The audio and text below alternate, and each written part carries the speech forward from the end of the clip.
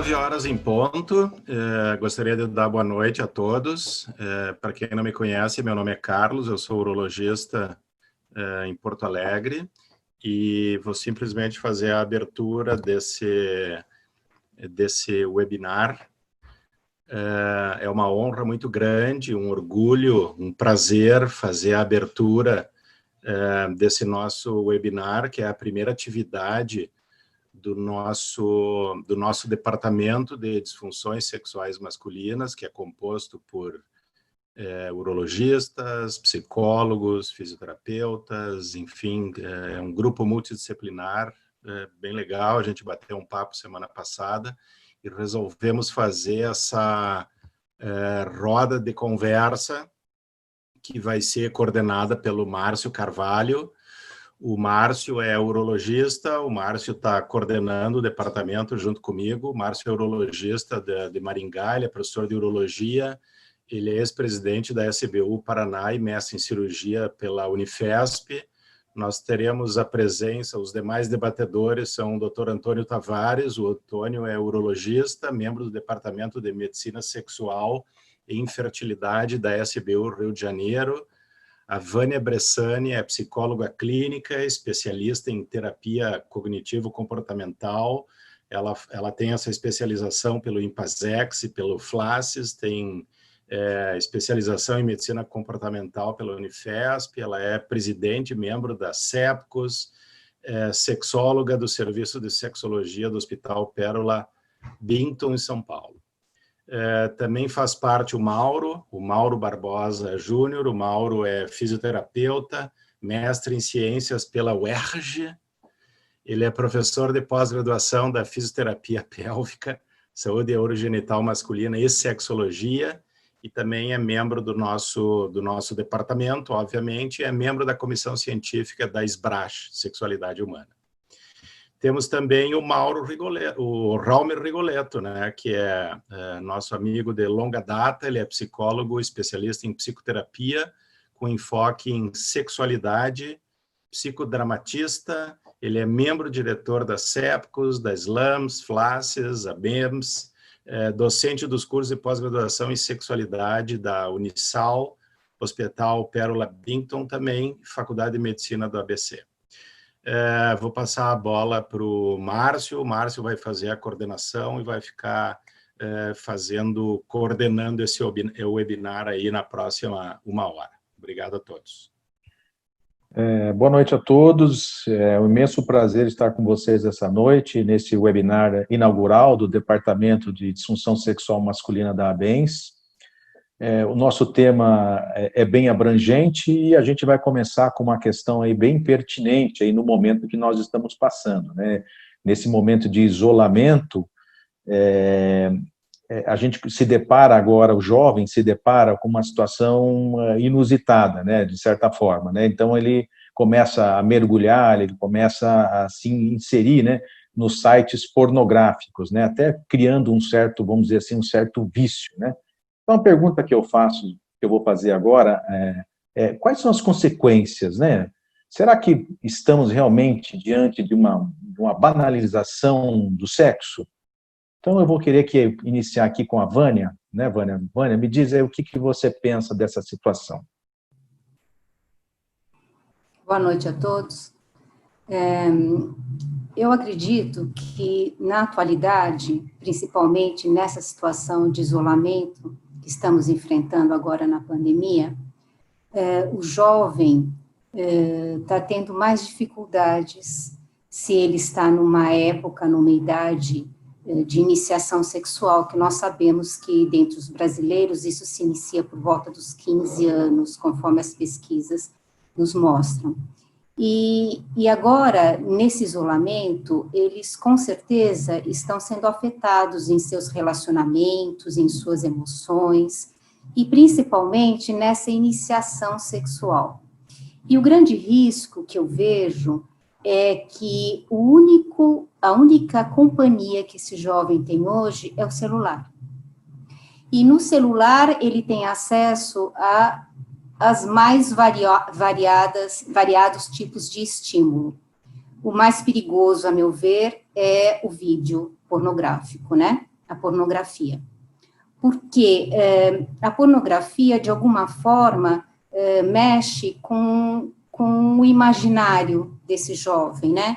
Ele tem um acesso fácil, ele tem um acesso muito rápido, ele pode acessar de diversos dispositivos eletrônicos, e a participação dele é uma participação privada, e o que é pior, anônima. E a gente sabe que o monitoramento do jovem com o celular na mão é quase que impossível. A pornografia mostra uma realidade que, para o jovem, é uma fantasia que vira uma realidade.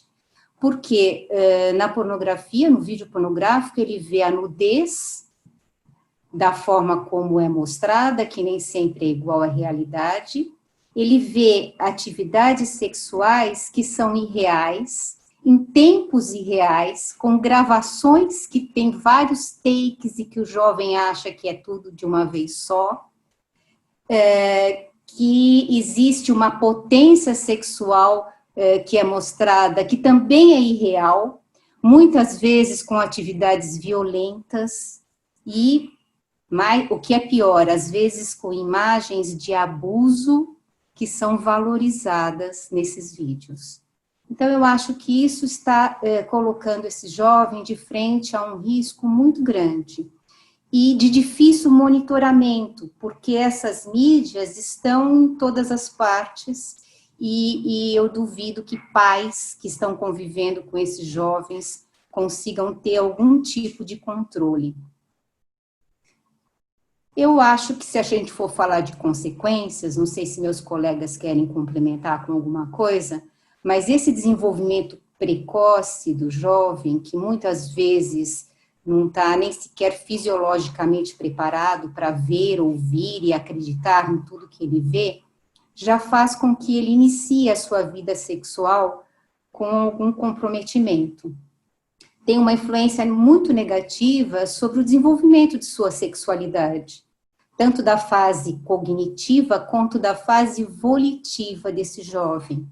Ele pode ter uma dificuldade ou uma redução de desejo quando ele for para a prática real. Ele pode ter um excesso do uso da masturbação, o que a gente sabe que pode comprometer depois o desempenho sexual desse jovem.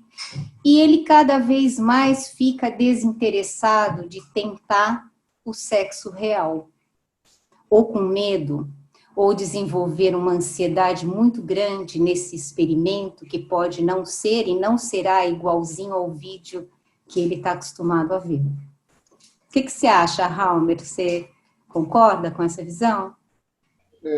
Concordo com isso, né? E acho interessante a gente trazer também como complementar para isso o que antecedeu, né, a existência de toda essa tecnologia disponível. A gente veio de uma década onde houve um excesso de erotização da criança, né, pelos meios de comunicação, a televisão hipererotizando a criança. Essa criança tendo já uma ideia de que haveria uma atividade sexual em algum momento, né, e ela com uma expectativa muito grande sobre isso. Então, quando a gente olha para o jovem de hoje, né, esse menino, acho que eu vou colocar como um menino, porque você falou dos 15 anos, né, mas a gente tem acompanhado as situações de meninos já envolvidos em situações sexuais, mas não necessariamente um coito, uma penetração, mas já envolvidos com sexualidade a partir dos 11, 10 anos. Teve agora, recentemente, a menina que, embora fosse vítima de abuso, né, ela estava grávida aos 10 anos. Né?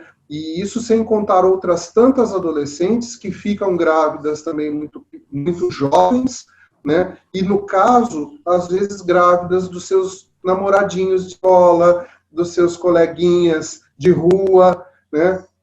Então, a gente está falando de uma hipererotização que veio e chegou a uma tecnologia que favorece, né, a pornografia, o contato com uma sexualidade exacerbada, e o resultado disso, muitas vezes, é um início da vida sexual desses meninos de forma desordenada e muito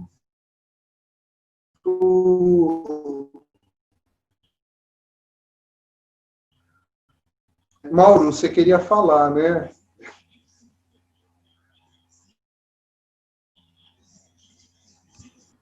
Você concluiu, Raul? Pode falar, Mauro. Uma coisa que é interessante, né, pegando um pouco do que a Vânia estava trazendo, a gente tem alguns estudos que falam, né, que a gente, a partir do consumo da pornografia, a gente aí fazendo um recorte específico para os rapazes, né, os garotos, né, que abrem, né, novos engramas cerebrais, né, então o cérebro passa, por mais que a gente entenda que aquilo ali é fictício, né, mas o cérebro ele é, na verdade, completamente tapeado e ele passa a acreditar que aquela formatação é a formatação sexual desejada, mais excitável, mais adequada, né? E é muito interessante porque a gente vê esse processo de acompanhamento, muitas vezes, já pensando um pouco, né, como a Vânia trouxe a questão das consequências, né? A gente vê muito isso na clínica, né, Vânia? Essa grande associação entre essa performance pornográfica e a tentativa de trazer essa performance pornográfica para uma prática sexual entre casais, né, dentro de uma realidade humana e não performática, mas sim uma performance, na verdade, cotidiana, vamos dizer assim, né, não cinematográfica. Levando justamente a não reprodução daquela imagem que foi aprendida no cérebro, né? Então, quando olha para aquela situação, não é mesmo que a gente viu no vídeo, que pode passar, que pode voltar, que eu posso parar, congelar a imagem, que eu posso ter o corpo desejável, né? O cabelo, a cor de cabelo, eu posso escolher por tonalidade de pele, por cor de cabelo, por tamanho de seio. E aí, quando você vai ver para a prática, o desejo acaba não sendo um desejo que consegue dar conta, porque houve um aprendizado do cérebro que o interessante era aquele outro lado. Então, quando vai para uma realidade, né, afetiva, ou quando envolve a questão afetiva, que é a busca pela outra pessoa, que a sexualidade ela vem nessa motivação da busca pelo outro, né? Parece que acontece aí uma cisão, né? Tem um espaço aí muito grande e isso vai perturbando e traz outros tantos fatores aí de consequência, como a Vânia já veio salientando para a gente, né? Eu tenho visto isso bastante na clínica, assim, alguns pacientes já trazendo questões nesse nível. Algum comentário, Antônio? Assim, eu queria pegar esse caminho aí que o Mauro abriu, e justamente essa questão da modelagem, né, que a pornografia traz.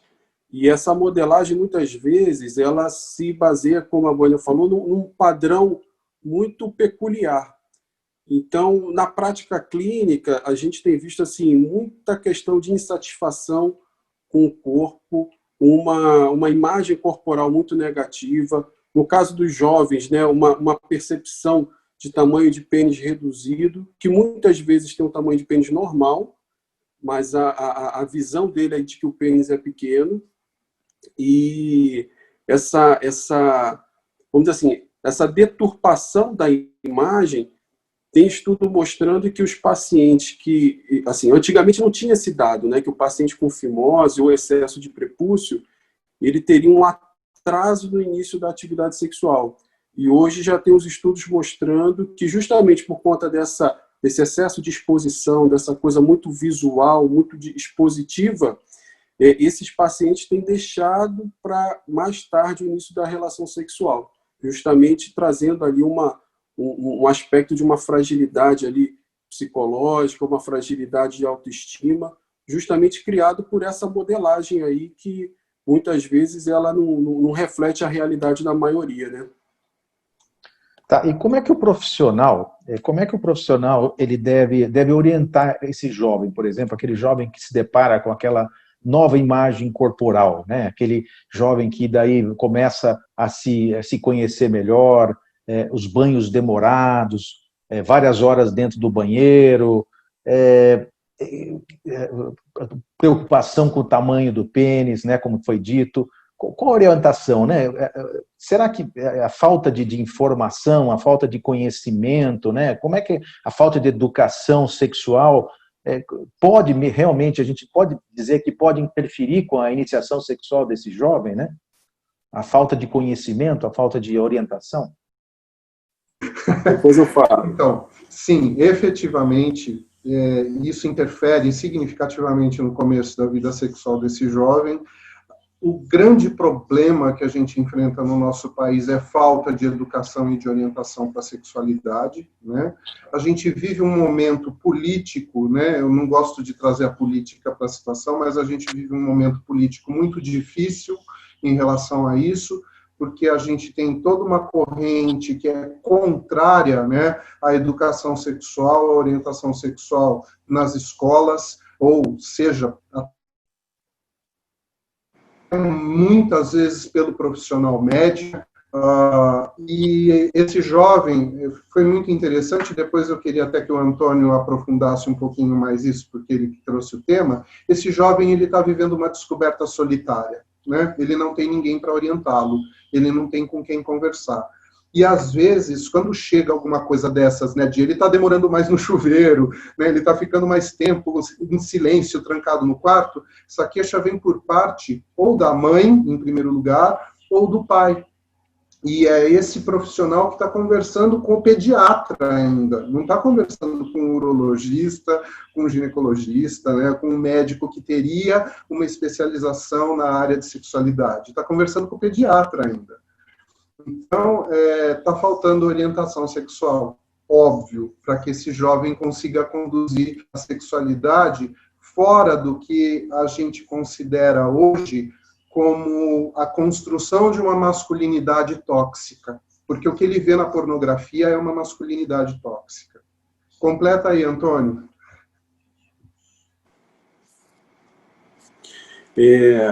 Essa questão desse início solitário, né? A gente, justamente no tema, está chamando a questão da iniciação sexual, né? E tudo que você faz como iniciante, né, iniciado em alguma coisa, geralmente você tem um orientador, você tem um mestre, você tem um manual, você tem algum tipo de preparo para você encarar aquela situação. E essa parte sexual realmente é uma carência muito grande disso, né? E acaba que isso traz essa solidão maior, né? Você vê os homens, os jovens, passando pelas mesmas dificuldades, pelos mesmos problemas, em silêncio, né? E isso, socialmente, eu acho que a gente pode ir até além, Balmer, na questão da falta de estrutura emocional em lidar com esses desafios, com essas dificuldades, com esses medos, e o que a gente vê muitas vezes é isso se repercutindo até na questão da violência contra a mulher, né? É uma coisa que o Mauro colocou, né? A dificuldade de você amadurecer o afeto, de você trazer o espaço para o afeto, para o outro, você acaba tendo essa limitação. E muitas vezes isso transgride na violência contra si, né? Na exposição a risco, doenças, as ISTs que estão por aí, e nas situações de abuso, de vulnerabilidade, e nessa questão em relação à violência contra a mulher, ou contra o parceiro, enfim. São coisas que eu acho que são as consequências a médio e longo prazo de um início mal orientado, mal trabalhado, né? Uma iniciação sozinha, né? Solitária, né? Olha, eu vejo que os jovens que têm aquelas primeiras informações sobre sexualidade na escola, parece que se soltam mais no sentido de questionarem. Porque quando eles ouvem um professor, ou quem sabe um educador sexual, que vai na escola para falar para a classe, eles começam a ver que isso pode ser normal, que esse assunto pode ser discutido e pode ser questionado. A próxima etapa, muitas vezes, é questionar o pai. Nós estamos falando do jovem garoto, né, um rapaz. A próxima etapa, se for acessível o papo com o pai, ele vai questionar o pai. Se não houver esse acesso, ele vai se entender com os amigos.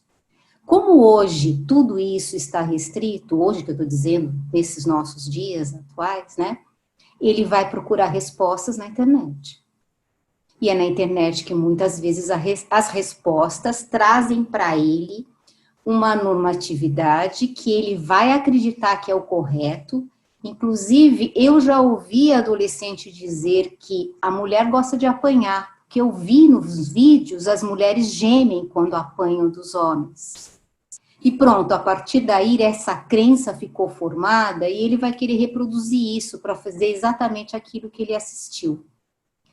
Ou seja, todas as áreas, se possível, deveriam de instruir. A primeira visita ao urologista deveria ser uma oportunidade desse jovem conversar sobre a sua sexualidade, sobre seu membro, dúvidas que ele tem, perguntar sobre o prepúcio, perguntar sobre o tamanho do pênis, perguntar coisas que eu acho que o médico também tem esse papel, e é um papel que tem crédito para o adolescente. Mas, infelizmente, são poucos os jovens que estão se iniciando na sexualidade que têm oportunidade de visitar um urologista. Então, eu acho que todos nós, de todas as áreas, temos que fazer algum movimento para trazer para o jovem informações que deem a ele, pelo menos, a oportunidade de optar qual é que vai ser o perfil de desempenho sexual que ele quer ter quando ele tiver a oportunidade de estar com uma garota. Muitas vezes as garotas sabem mais do que os meninos. Aí já é um outro problema, porque vai causar insegurança. Eu ouço muito isso no consultório, que as garotas estão sabidas, as garotas estão sabendo mais que os garotos. Então, aumenta muito mais a ansiedade, e com certeza essa ansiedade vai interferir nos primeiros desempenhos desse garoto, e muitas vezes com a garota que ele sonha, a garota que todos desejam ter. Quando ele tem essa oportunidade, é muito comum que ele fale, porque o nível de ansiedade que ele leva para esse encontro, obviamente, vai interferir no desempenho, na ereção, na oportunidade que ele tem de fazer algum tipo de carícia preliminar antes de ir para o coito. Então, o que a gente está dizendo, todos os profissionais da área de saúde podem e devem colaborar para instruir esses jovens e dar a eles, pelo menos, a opção de escolherem que papel eles vão representar no encontro sexual que tiverem com uma garota ou com um rapaz, não importa. Aí esse jovem, vamos ver, esse jovem... você quer falar alguma coisa, Mauro? Vamos lá, pode falar. Só complementando aí que eu trouxe, né, que o Halmer começou falando a questão do desenvolvimento aí da aprendizagem, né, de uma performance masculina tóxica, né? Então a gente entende isso como sendo um prejuízo de mão dupla, né? Porque isso vai diante das mulheres, né? Como o Antônio trouxe, como a violência de gênero, mas também volta contra eles também, né? E a Vânia também trouxe a questão aí da afetividade, o quanto isso repercute. Então acho que tem uma questão que a gente às vezes, né, parece que soa, na verdade, quando a gente fala popularmente da sexualidade, que ela está dissociada do afeto, né? E a gente, na verdade, talvez pensar em uma educação em sexualidade, talvez para um garoto jovem, seja talvez afirmar para ele que ele é uma pessoa dotada de afetividade, né? Que ele tem, né, sentimento, porque é uma coisa que é muito invalidado ao menino, né, desde muito pequeno, é invalidada a possibilidade de manifestar qualquer sensação de descontentamento, né? Parece uma brincadeira, mas não é, mas é isso. Caiu no chão, levanta que tá tudo bem. Assim, não tá tudo bem, machucou em alguma coisa, né? Só em falar para a criança assim, não, entendo que doeu, mas foi pouquinho, a gente pode tentar continuar a brincar. Então, valorizar esse sentimento, isso acontece muito anterior a essa fase, né? Então, tem uma fase um pouco anterior que é a validação do sentimento do menino, né? O menino ele não tem a possibilidade de se socializar afetivamente, nem com seus pares, com os outros meninos, e nem com as meninas, né? Então, são coisas interessantes para a gente poder pensar que, para a gente falar dessa educação em sexualidade, às vezes a gente soa, para quem talvez não entenda muito bem, como se fosse preparar esse menino para o sexo. Na verdade, está falando sobre afetividade antes de qualquer outra coisa, porque é o afeto que move, né? Ele vai mover essa busca por outra pessoa, que vai ser motivada pelo desejo sexual e por fantasias e coisa e tal. Então, acho que tem aí alguns passos interessantes, que a gente, como profissional de saúde, é importante a gente ter isso, né? não só por ser profissional de saúde, mas também por trabalhar nessa área, que é uma área que já denota ainda uma demanda de conhecimento para além de entender sobre sexo, né? A gente está falando sobre afetividade, sobre sexualidade, sobre masculinidade.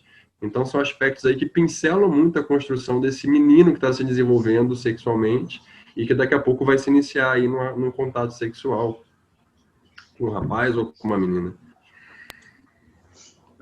Eu queria puxar um pouquinho, né, essa parte da nossa conversa para um contexto um pouco histórico, né?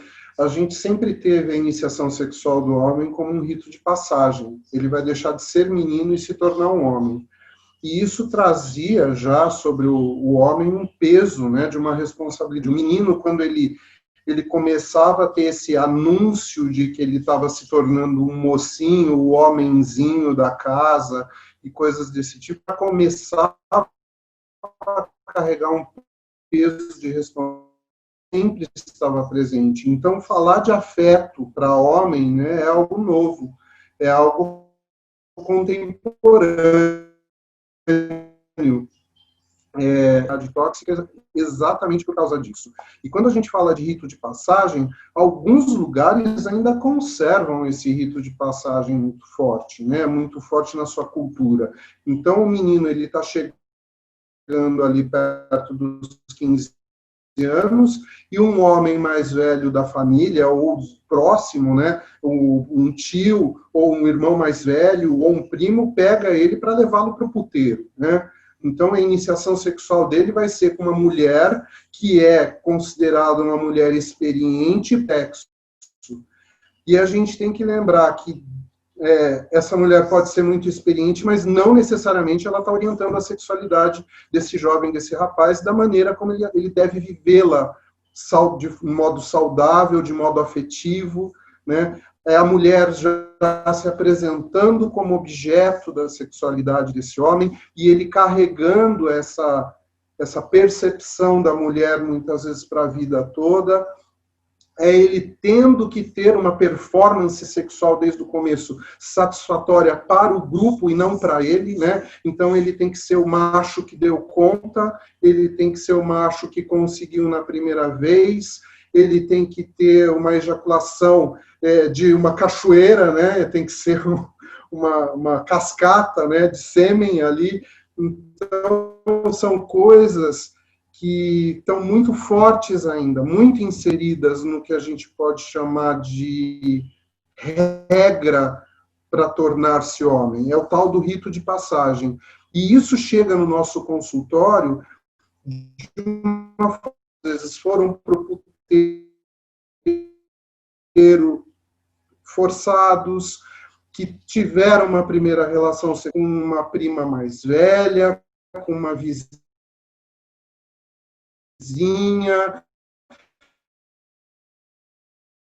com alguém, mas também de uma forma mais forçada. A gente tem todos esses homens com esses traumas. Então, o início da vida sexual do homem é carregado por uma ansiedade muito forte, né? É interessante lembrar sempre disso, né? Então, vamos dizer assim, que esse rapaz, esse jovem ansioso, ele não buscou, não teve uma educação sexual, não procurou um urologista, e ele radicaliza.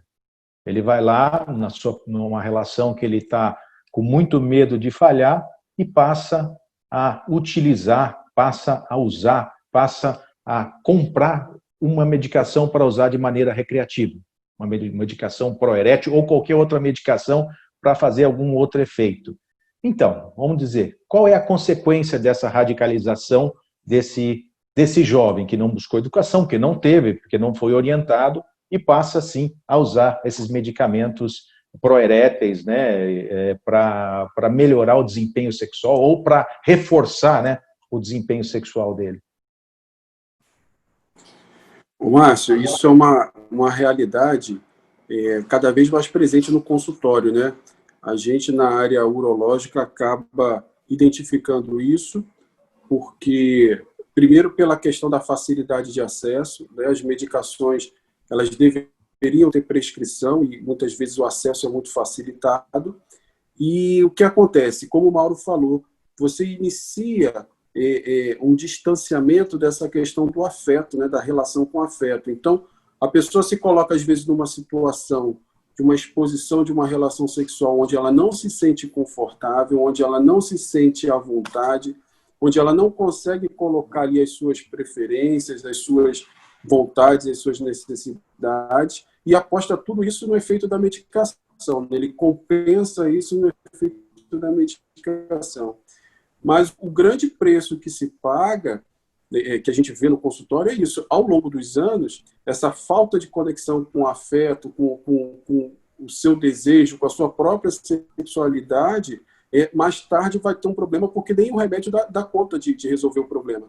E aí você tem dois problemas para resolver, né? Um é justamente essa dificuldade de resposta à medicação, mas principalmente uma estrutura muito deturpada, né, dessa autoaceitação, da questão da própria lidar de forma saudável com a própria sexualidade, saber colocar os seus limites, né, saber colocar as suas preferências, as suas vontades de uma forma saudável com quem quer que esteja se relacionando, né? Eu acho que tem um risco também paralelo a isso, né? O receio de falhar faz com que ele procure o uso dessa medicação que vai dar a ele a segurança de que ele vai ter a ereção necessária. Mas a gente sabe que essa medicação só age se existe estímulo. E se esse jovem está tão tenso que não tem a percepção desses estímulos, ou se a parceria não traz a ele esses estímulos necessários, ele pode continuar não tendo o desempenho que ele tanto temia. O pior é se ele consegue, pronto, ficou instalada a crença de que ele só funciona com o uso da medicação. E aí ele não vai mais se aventurar a ir para um outro encontro sexual sem essa bengala que que dá a ele a segurança. Quando ele percebe, ele já não consegue mais pensar na possibilidade de tentar sem a medicação. Outra coisa que prejudica bastante é o uso do preservativo, né? Eu conheço adolescentes que treinam a colocação do preservativo antes do encontro sexual. E esse treino, muitas vezes, não tem a habilidade necessária, faz com que eles percam a ereção. Perdendo a ereção, eles viram inimigos do preservativo e adictos ao uso do medicamento eretivo. Eles têm medo de perder a ereção, eles têm que mostrar que eles são machos o suficiente para não precisar de usar o preservativo, então eles passam isso, inclusive, para as parcerias, né? Que não existe essa necessidade. Esse comportamento, acho que é muito embasado nesse perfil, né, do macho man, que não pode mostrar nenhum tipo de fragilidade, nem insegurança, né? E, além de tudo, tem o prazer de se arriscar. Eu ouço muitos jovens dizendo que não se importam com o risco. Não se importam com isso. Se a gente conhece práticas de encontros sexuais em que eles fazem roleta russa com alguém infectado, isso é uma prática que a gente ouve muito nos consultórios, né? É roleta russa, eles fazem um encontro, né, de sexo grupal, onde um deles eles sabem que está infectado, ou com HIV, ou algum IST, e isso vira uma brincadeira, ou não bem uma brincadeira, uma oportunidade de mostrar o quão macho eles são e quão destemíveis eles se colocam nesse encontro, né? Aí eu abro uma outra discussão sobre o uso... Só um minutinho. Antes de você falar de outra discussão, eu queria só falar uma coisa. Tem uma pesquisa que foi feita pelo Vieira Leal e Terra Júnior, em 2017, que aponta, né, jovens até 30 anos, e eles incluem nos jovens até 30 anos de 20% a 30% dos usuários recreativos de inibidores de fosfodiesterase 5 estão na idade entre 15 e 30 anos. Né? E eles chegam no nosso consultório, né, dependentes dessa medicação. desde a sua primeira relação sexual. E os 3 tópicos principais já foram citados, mas só vou reforçar, né? O primeiro e principal é medo de perder a ereção, medo da ejaculação precoce, desejo de potencializar a ereção e o aumento do prazer. Uma das ideias é que essa medicação aumenta o tempo de ereção ou o tempo para ejaculação. Você, sobre o machão, né, o que tem que ter uma performance, é porque a gente tem uma sociedade, a gente é pautado numa sociedade que é fálica, né, há de ver que a gente tem pela cidade toda estruturas fálicas gigantescas, e quanto maior, maior esse poderio, né. São símbolos, mas são símbolos que nos convencem de uma forma muito indireta, né, com uma leitura indireta e nas entrelinhas, mas que nos convencem de fato que isso é o esperado, né? O melhor é quem está com isso pronto, quem melhor é quem chega com esse presente armado, vamos dizer assim, né? Isso é muito interessante porque isso não depende só da socialização dos meninos. As parcerias sexuais, sejam elas outras mulheres ou outros rapazes, também acreditam que a única possibilidade de um homem chegar para uma relação sexual também seja com um membro ereto, com rigidez do pênis. Então a gente tem, inclusive, uma coisa que é muito interessante para poder refletir, eu sempre gosto de refletir sobre o que a gente entende sobre o ciclo de resposta sexual, né? É sempre atribuído que o ciclo de resposta sexual feminino pode ser um ciclo convidativo. A mulher pode sair de uma neutralidade sexual e ser convidada a entrar nesse ciclo com desejo, excitação, até chegar ao orgasmo ou não, mas ter uma boa resposta sexual. Ao homem não é admitido entrar numa relação sexual sem que ele esteja minimamente com o pênis ereto. E isso retroalimenta toda essa necessidade que esse menino já aprende na adolescência e vai afirmar na vida adulta, porque ele não vai admitir iniciar, por exemplo, beijar a parceira sexual. Às vezes ele não está nem de fato nem tão interessado, ou talvez está interessado, mas está com alguns outros aspectos aí corridos de vida, a ansiedade está um pouco passando, enfim, ele não consegue estar presente literalmente, né, olho no olho, afetivamente com aquela pessoa, porque tem outras coisas associadas, e para ele é inadmissível não começar esse contato sexual, que pode ser só um beijo, com uma ereção. Então o homem ele cria um imaginário, né, desse potencial fálico, que ele já tem que chegar para dar o primeiro beijo com ereção.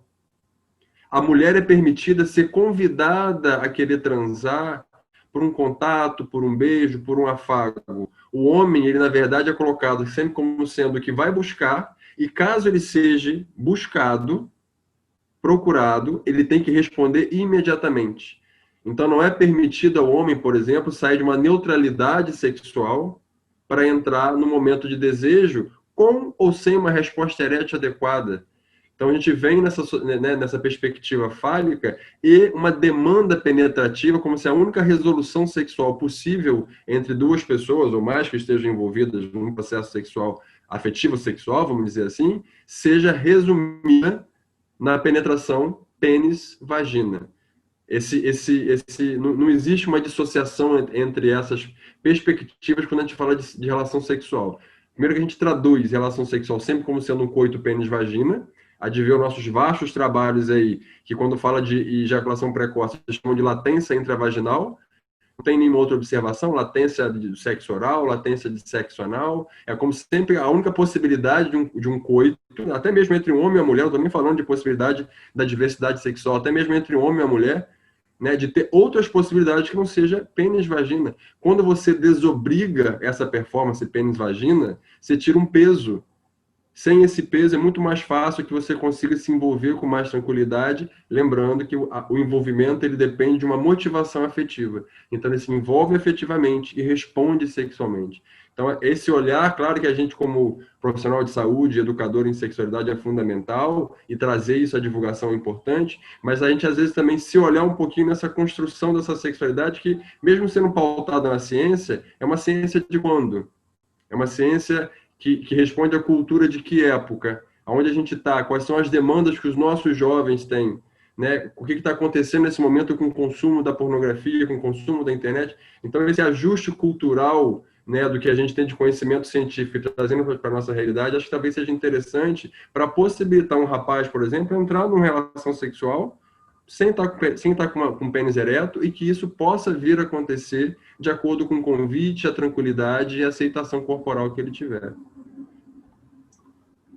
Vânia, você queria complementar um pouco lá que você estava querendo falar? Eu estava querendo entrar num assunto que, na verdade, que eu presencio hoje, que muitos jovens com essa insegurança de ir para o encontro sexual, você percebe que eu não falo relação sexual, porque eu já parto da premissa que o encontro sexual nem sempre precisa ter coito, né? Mas essa ansiedade dele, às vezes, a busca para minimizar essa ansiedade, muitas vezes está nas drogas, e nas drogas psicoativas. E esse jovem corre outro risco, né? Por exemplo, o cannabis é muito utilizado pelos jovens. Essa faixa etária de jovens no início aí do curso superior da universidade, a gente sabe que o uso da cannabis é diário, é frequente em qualquer lugar. E eles fazem como um ritual de preliminar, fumar um beck antes de irem para o encontro sexual, ou até durante o encontro sexual.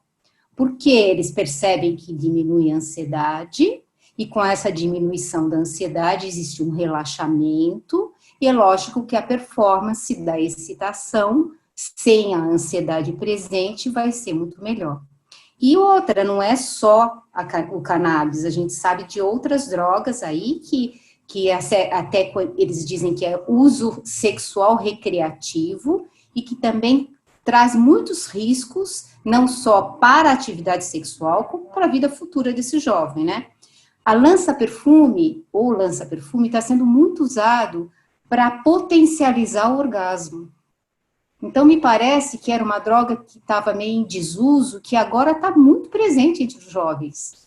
Jovens usam do lança-perfume durante o ato sexual, durante o encontro sexual. Assim como o DI, que é uma droga usada pelos jovens para o sexo grupal, porque é o gama-hidroxibutirato. Essa droga dá a impressão ao usuário de que ele vai ficar nessa vibe do estímulo erótico indefinidamente. Inclusive, tem até um nome já americano para o sexo com uso do DI, chama Chemex. E que os jovens, principalmente jovens de um nível sociocultural melhor, mais avantajado, porque é uma droga cara.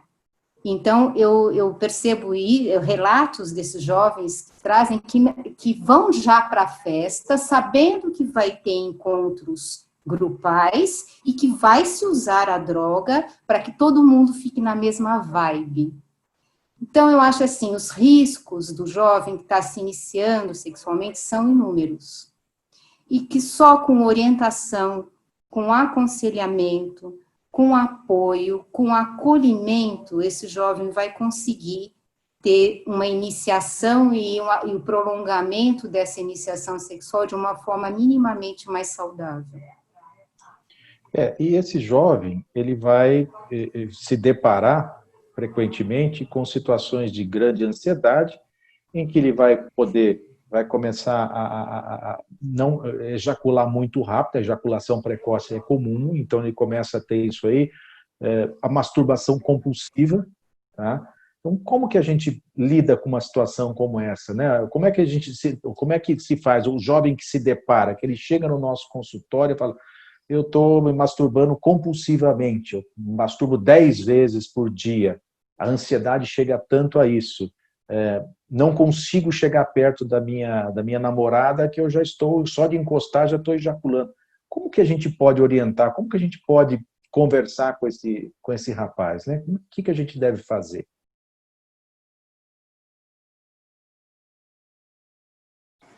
Márcio, eu acho que uma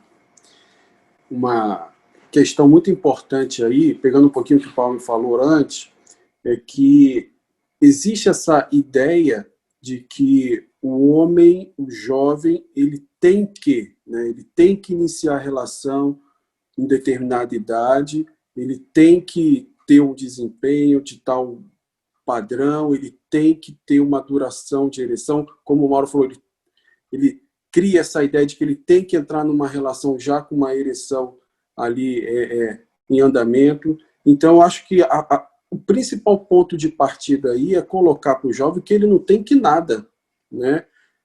Acho que a grande questão é essa, ele não tem que nada, ele tem que nada no sentido assim, do que é colocado como sendo um padrão, ou colocado que seja uma idade, ou colocado que seja um modo de iniciar a relação sexual. Ele tem que perceber o que é o que a natureza dele traz para ele, né? Então, essa questão de tirar o peso do tem que, e a pornografia, ela atrapalha muito nesse sentido, né? Porque ela cria essa ideia mais forte de que ter aquele desempenho que está sendo ali mostrado. Eu acho que é o início aí dessa conversa. Eu queria pontuar aqui uma coisa, que é assim, muito pouco se trabalha com o menino a descoberta do próprio corpo, né?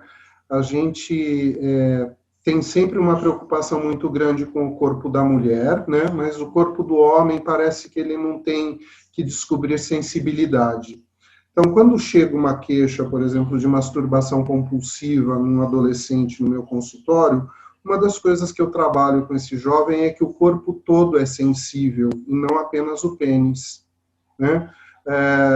A focalização no pênis, ou vamos chamar, né, o falocentrismo, né, em que o homem se integra muito rapidamente, ele precisa ser quebrado enquanto uma crença, né, que existe, que é cultural, né, de que o pênis é o elemento principal, inclusive, numa relação sexual ou na vida sexual desse homem.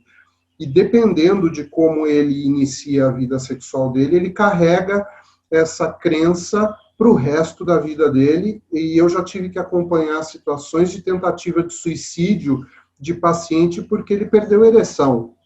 Então, a gente falou em alguns momentos iniciais sobre consequências, né, de um início de sexualidade mal trabalhado, e essa é uma das consequências, né, de um homem que passa a ter um problema sexual no futuro, né, por causa de uma sexualidade mal conduzida no começo, e que daí ele tenta suicídio, ele se sente menos homem, ele deprime. Então, tudo isso são as tais das consequências. Despertar para um masturbador compulsivo que o corpo todo é sensível, né, e que o corpo todo participa de uma relação sexual, é o primeiro caminho, na minha opinião, né? E isso a gente faz, muitas vezes, com alguns exercícios que são muito simples. Acho que até o Mauro deve instruir alguns desses exercícios. A gente, no consultório de psicologia, também instrui, né? Focalização sensorial e coisas, descoberta do próprio corpo, né? Que é um corpo que a gente tem que lembrar que, para o adolescente, é um corpo estranho. Ele está se sentindo feio, ele está se sentindo disforme, ele acha que tem o pinto pequeno, né? Ele acha tudo isso, né? E ele tem vergonha, muitas vezes. Ele quer aproveitar todos os momentos em que aquele pênis está funcional. Então, se ele se masturba 5, 10 vezes no dia, nesse momento ele está se achando homem, né? E a gente tem que mostrar para ele que o corpo dele está demandando mais coisa do que apenas um papel, né? E aí, é interessante lembrar também, eu vou engatar um outro assunto aqui que eu acho importante, né? Que a gente está numa fase em que existe muita abertura para discussões a respeito de papéis na sexualidade, né? A grande preocupação que existe, inclusive, é se isso pode ou não chegar dentro da escola a partir de uma determinada idade. Porque existe uma preocupação sobre a orientação sexual, né? De qual vai ser o caminho da prática sexual desse jovem, desse pequeno homem, né? Mas essa abertura ela é favorável, né? A gente tem que lembrar que essas discussões diminuem a sexualidade, abrem uma possibilidade de discussão antes da experimentação, abre uma quebra de preconceitos para aquele jovem, por exemplo, que se sente atraído por outro menino, né? Então, tudo isso a gente tem que lembrar que faz parte do escopo da educação sexual, educação para a sexualidade. E todos os profissionais, né, que estão envolvidos com a área de sexualidade, psicólogo, fisioterapeuta, médico, educadores, eles têm que estar muito bem preparados e muito bem fundamentados para oferecer isso para o jovem, né? Eu vi uma pergunta que apareceu no chat, não foi nem uma pergunta, foi um comentário, dizendo, e se o pediatra não estiver preparado ou bem resolvido com a sua sexualidade?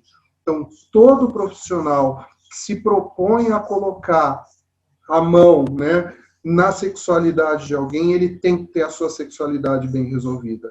Ele tem que ter os seus preconceitos bem trabalhados, porque senão ele não vai orientar bem o jovem.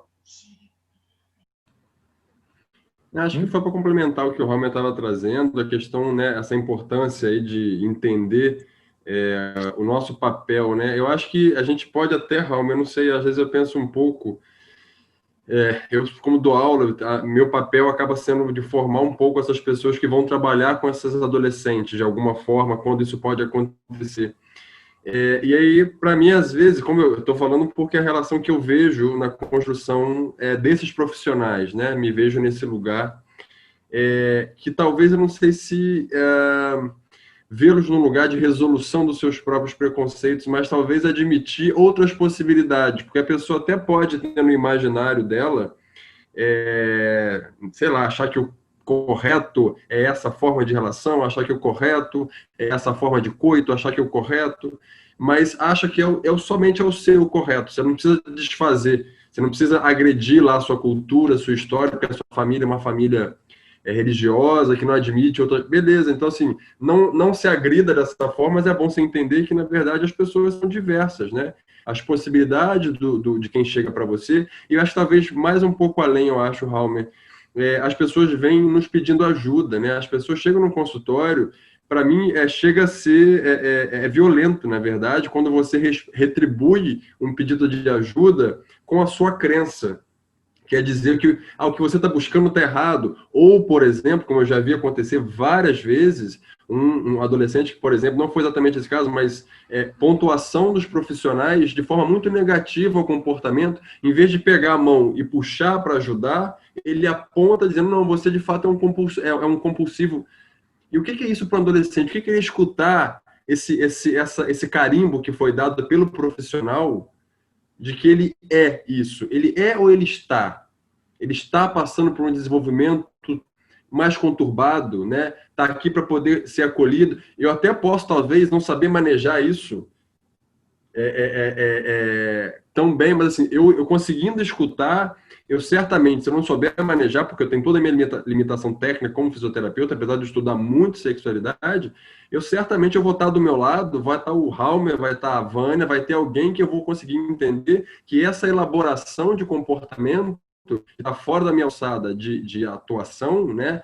Por mais que eu até possa buscar por formações em terapia sexual, qualquer outra questão que possa me ajudar a elaborar, mas tem coisa que foge do meu escopo, né? Eu não vou conseguir atuar com todas as possibilidades terapêuticas, por mais que eu acho que conheça. Então, acho que lançar a mão do reconhecer a demanda de ajuda, eu acho que talvez ser compassivo com a escuta do paciente, deixar seu ouvido bem disponível mesmo para que o adolescente chegue dizendo, ou você conseguir de alguma forma, né, para quem não tem muita habilidade, mas usar um pouco lá do discurso socrático, né, o que ele traz para a gente devolve para ele perguntando, para ele tentar se escutar naquela resposta que ele vem trazendo. Isso aí já pode ser um balizador para eu até entender, olha, de fato eu não tenho competência técnica para isso, porque isso é importante saber. Esse pediatra, ele pode não saber lidar, mas ele precisa saber que ele tem uma limitação técnica que é justamente não saber lidar. Então, eu vou lançar a mão de um sexólogo, eu vou lançar a mão de um terapeuta, eu vou lançar a mão daquele urologista que sabe abordar bem, eu vou lançar a mão daquele fisioterapeuta que sabe abordar. Então, acho que o mais importante é saber qual é o seu espaço nesse lugar. Porque talvez a capacidade de se formar ou até se envolver com a temática pode não ser tão fácil, apesar que hoje em dia está um pouco mais fácil e acessível encontrar as formações e cursos na área, né? Mas pensando um pouco, elaborando, como a gente vi bastante comentário dizendo sobre o quanto é importante para nós profissionais abordarmos, né? Mas é importante abordar, conhecer, estudar e também entender que, olha, eu não consigo, eu consigo escutar. Né, rapazinho, eu tenho aqui ouvido para você contar a sua história. Talvez eu não possa ser a melhor pessoa porque eu tenho minha limitação, mas eu tenho uma colega de trabalho que acho que ela pode te ajudar bastante. Acho que essa escuta compassiva desse jovem, primeira coisa, ele se vincula a você, que é o fundamental. Não consigo transferir ou dar mão a um outro profissional, eu como Raul, eu como a Vânia, ou com o próprio urologista, se eu não tiver me vinculado. Se esse paciente chega para mim, eu tenho uma incapacidade técnica e fala, olha, eu vou te encaminhar para não sei quem. Ele mal chegou até você. Ele mal entendeu que você é um suporte para ele e você já transpassa esse caminho de iniciação de vínculo para uma passagem, não, vou passar você para um especialista tal. Mas a pessoa foi até você. Escuta, conversa, entende o que quer. Às vezes marca uma segunda consulta para conversar, porque às vezes o que esse adolescente precisa é falar alguma coisa. E o falar, a gente acha que está falando algo, uma embromoterapia, o falar por si é terapêutico. A gente sabe que as queixas relacionadas à ansiedade, 30% dela é reduzida quando a gente fala sobre o assunto.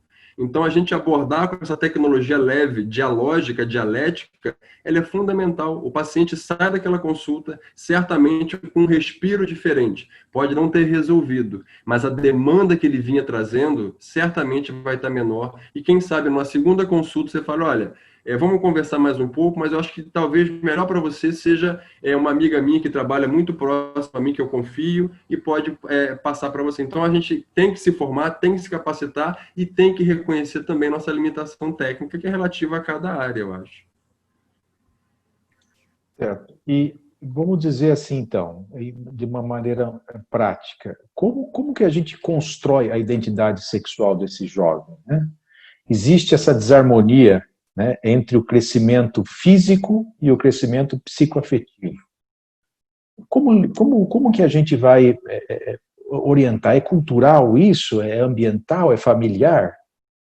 O que vocês acham? Então, eu estava aqui pensando, construir essa resposta já é difícil, né? Então, ajudar uma pessoa a construir, eu vou usar o termo, uma identidade, né? É muito complicado, mais complicado ainda, porque a gente está falando de algo também que envolve diretamente o desejo dessa pessoa. E esse desejo, ele não é necessariamente um desejo que ele aprende, né? Isso já é presente nele, já é muito forte nele.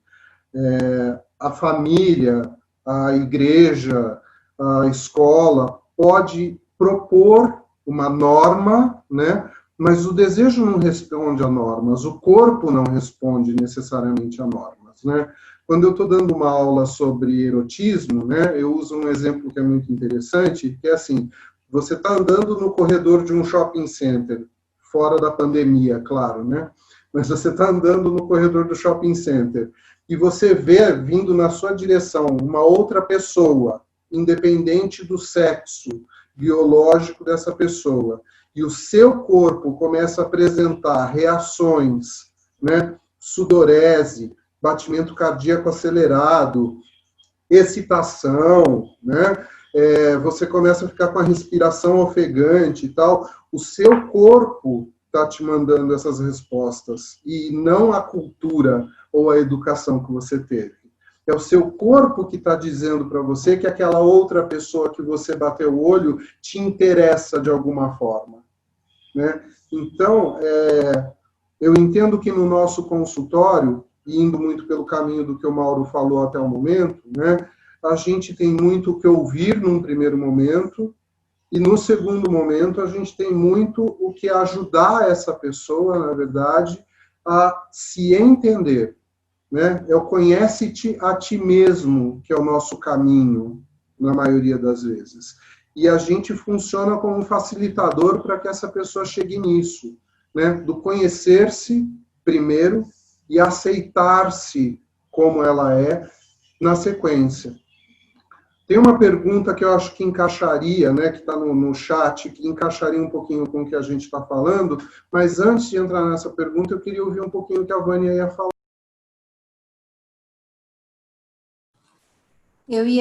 Você roubou um pouco da minha fala, tá? Mas o que eu ia completar, eu acho assim, né? Existem várias influências para esse jovem que está formando a sua identificação sexual, né? Com quem que ele vai se identificar, o que que ele acredita que ele deve sentir, ou que ele está sentindo. Primeiro, eu acho que a postura da família é uma influência que poderia ser muito positiva, se fosse uma família, pai e mãe, estou dizendo, que escuta, que percebe, que observa e que respeita, né? Inclusive, respostas ou comportamentos diferentes das expectativas que eles têm para esse jovem, para o comportamento desse jovem, né? Então, eu ouço, até teve uma pesquisa do Prosex perguntando onde que o jovem gostaria de ter as primeiras informações sobre sexualidade, e quem ganhou foi a família, os pais. Então, os jovens têm expectativa que o pai, principalmente o pai, mas tem jovens garotos que têm mais identificação, mais proximidade com a mãe, não importa, mas eles se sentiriam mais seguros se essa explicação, se essa orientação viesse dessa pessoa com quem eles têm tanta afinidade. Então, eu acho assim, talvez nós, profissionais, que lidamos com esses assuntos, com esses conteúdos, também podemos colaborar em preparar os pais para perceberem, para ouvirem, né, para respeitarem e para responderem ou orientarem aquilo que o jovem quer saber, e não aquilo que os pais gostariam que ele soubesse para responder na expectativa de comportamento que eles gostariam de ter. Eu gostaria que o meu filho fosse um pegador, então eu vou, de alguma forma, influenciar esse jovem para ter esse perfil de expectativa dos pais. Então, aí já começa tudo errado. Porque se ele não tem esse perfil, se ele não tem esse comportamento, se isso não for de interesse dele, ele já vai entrar no primeiro conflito, né? Então, é isso que eu queria completar, que talvez a gente não pode esquecer, como profissionais da saúde, que a gente também pode orientar os pais, mesmo porque nem sempre nós temos acesso aos adolescentes, né?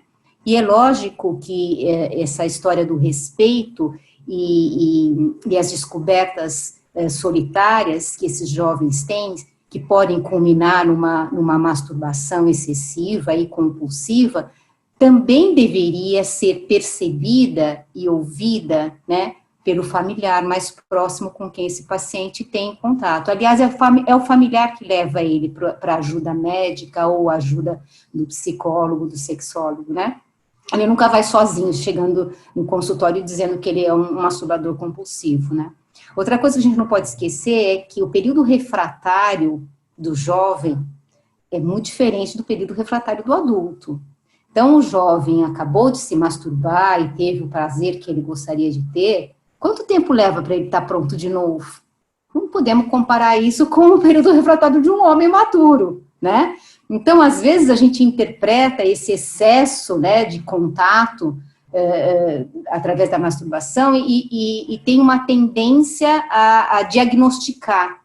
E, na verdade, é um período que ele está se autodescobrindo. Então, ele se masturbar 2, 3 vezes por dia não é nada que cause sofrimento ou que tire ele das atribuições dele. Ele não vai deixar de ir na escola porque ele está se masturbando 3 vezes por dia. Então, eu acho que também esse parâmetro, nós profissionais, precisaríamos dar para os pais, porque eu ouço muito pais perguntarem, meu filho acho que se masturba umas 3, 4 vezes por dia, isso é normal? A preocupação é se é normal, e não se esse garoto está em sofrimento porque se masturba tantas vezes por dia.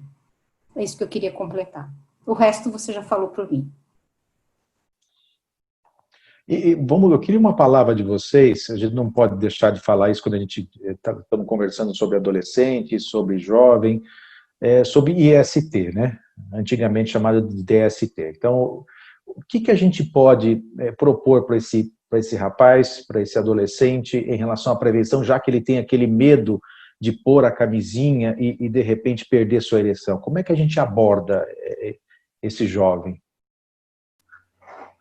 Bom, eu acho que a gente, dentro da nossa área da urologia, a gente tem acho que dentro das especialidades médicas, é a especialidade que mais vamos dizer assim, se coloca ali como uma porta de entrada desse jovem aí, nessa fase aí de iniciação sexual, né?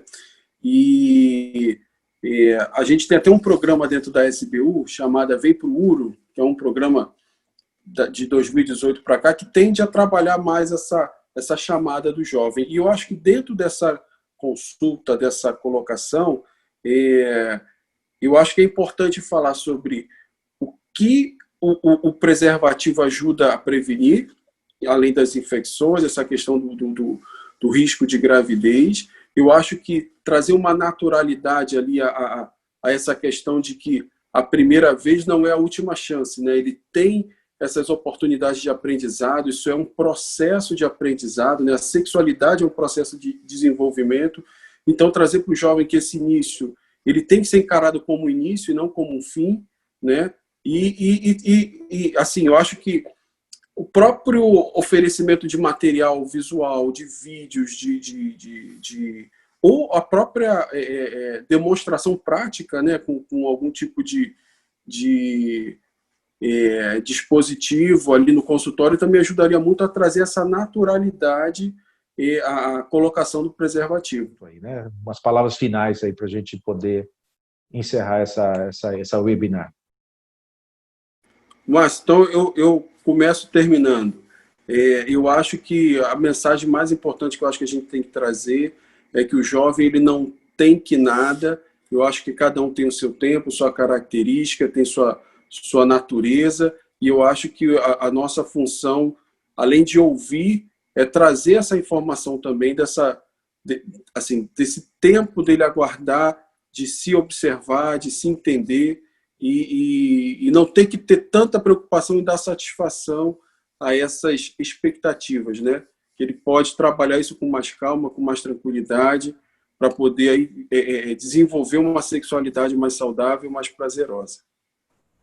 Eu diria que nós, profissionais, precisamos aprender a ouvir, respeitar aquilo que a gente ouvir, orientar na medida do possível, antes de diagnosticar.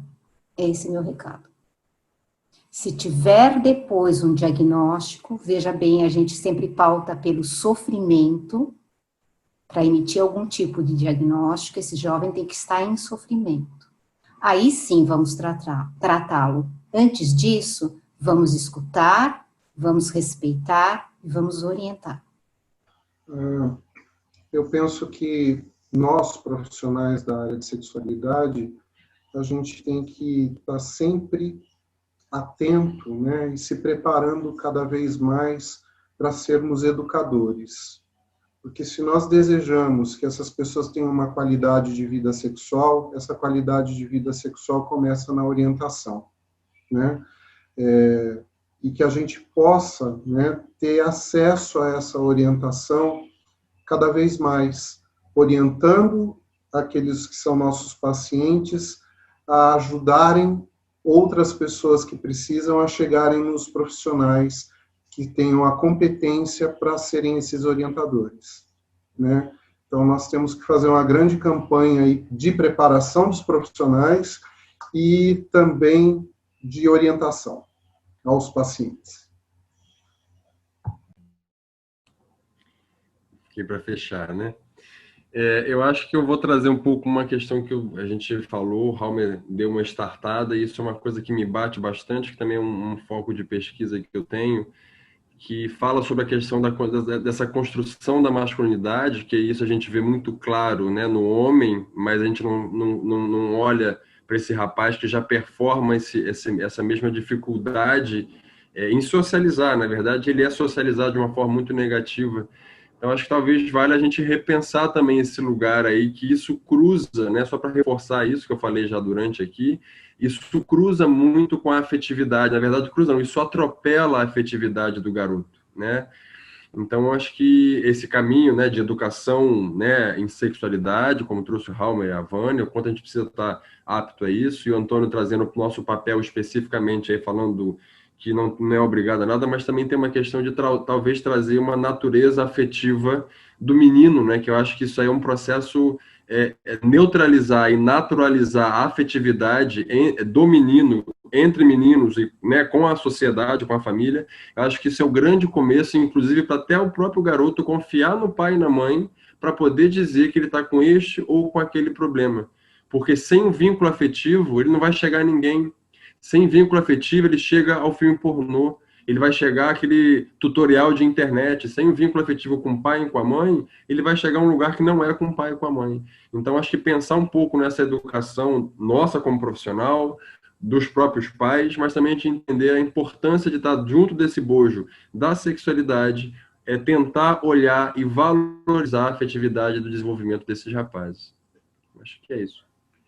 Ótimo. Então, nós vamos encerrar por aqui. Eu gostaria de agradecer ao pessoal que nos acompanhou. Tivemos mais de 70 pessoas. Agradecer aos debatedores pelo excelente nível da discussão. E, por último, e não menos importante, o nosso patrocinador, né, MOR, que é o Laboratório Fluca. E lembrando a todos que na próxima semana, na próxima quarta-feira, teremos um webinar com o Departamento de Cirurgias Penianas. Espero que todos também participem. Uma boa noite a todos e foi muito bom estar com vocês. Até logo. Até mais.